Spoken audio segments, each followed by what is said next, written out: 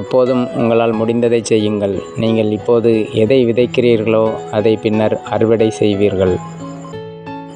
தன்னம்பிக்கை கொண்டிருந்த ஒரு சிலருடைய வரலாறே உலக சரித்திரமாகும். அத்தகைய நம்பிக்கை உள்ளே இருக்கும் தெய்வீகத்தை வெளியே வரவழைக்கிறது.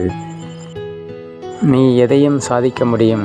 அளவு கடந்த ஆற்றலை வெளிப்படுத்த போதுமான அளவிற்கு முயற்சி செய்யாத போதுதான் தோல்வி அடைகிறாய். ஒருபோதும் செய்யும் செயலை கைவிடாத நபரை நீங்கள் வெல்ல முடியாது. சவால்களை ஏற்றுக்கொள்ளுங்கள். அப்பொழுதுதான் வெற்றியின் மகிழ்ச்சியை நீங்கள் உணர முடியும்.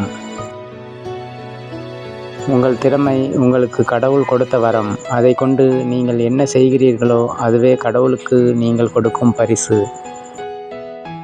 நாம் பல தோல்விகளை சந்திக்கலாம், ஆனால் தோற்கடிக்கப்பட்டு விடக்கூடாது. வெற்றி பெற வேண்டும் என்ற உறுதி உனக்கு வலுவாக இருந்தால் தோல்வி உன்னை ஒருபோதும் வெல்ல முடியாது. தனக்கென்று ஒரு தகுதியை, திறமையை உண்டாக்கி கொள்ளும் எவரும் வாழ்க்கையில் திட்டமிட்ட ஓர் உயர்வை அடைந்துவிட முடியும். கடந்த காலத்தை மாற்ற முடியாது.